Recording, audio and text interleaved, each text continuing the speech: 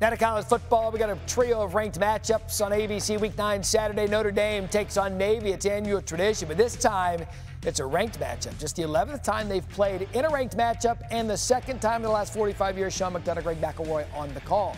LSU and Texas A&M face off as the only team still undefeated in SEC play. The Tigers are perfect 8-0 against the Aggies in ranked matchups, with its last game coming in 2016. And Alabama faces Missouri.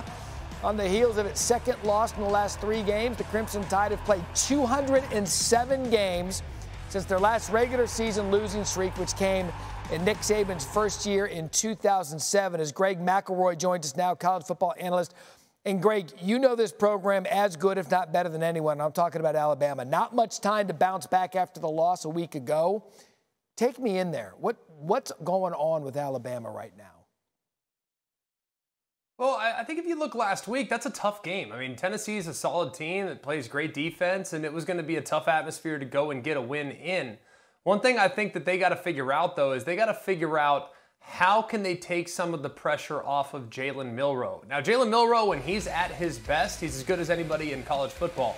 But when he is not at his best, he becomes very streaky, and right now he's searching a little bit. His feet are not necessarily always in line with where he's throwing it. So the way you could take some of the pressure off is by getting back to the traditional run game. At one point in the first half of the game against Tennessee, there were 27 dropbacks and like 12 or 13 traditional handoffs.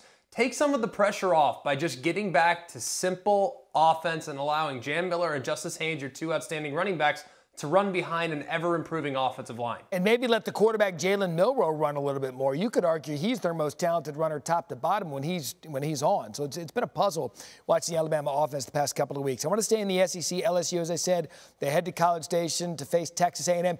This one's big. Both these teams undefeated in SEC play. Give me the who and the what is the key in this one. I absolutely love this game because winner of this one's in a really good spot. They are in a really good spot to get to the SEC title. Both teams, of course, undefeated in the league right now. But it's SEC. You have the best offensive line in the SEC in LSU against arguably the best defensive line in the SEC in Texas A&M. I love this matchup. We've already seen LSU challenged against some of the best defensive fronts in the country in South Carolina and Ole Miss.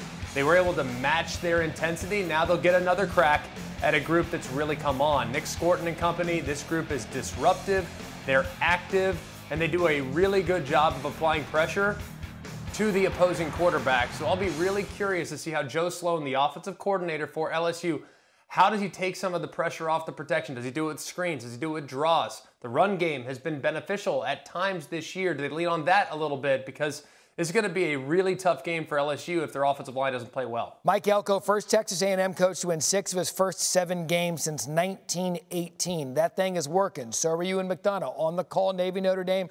As I said a moment ago, give me something you'll be keeping your eye on in this one.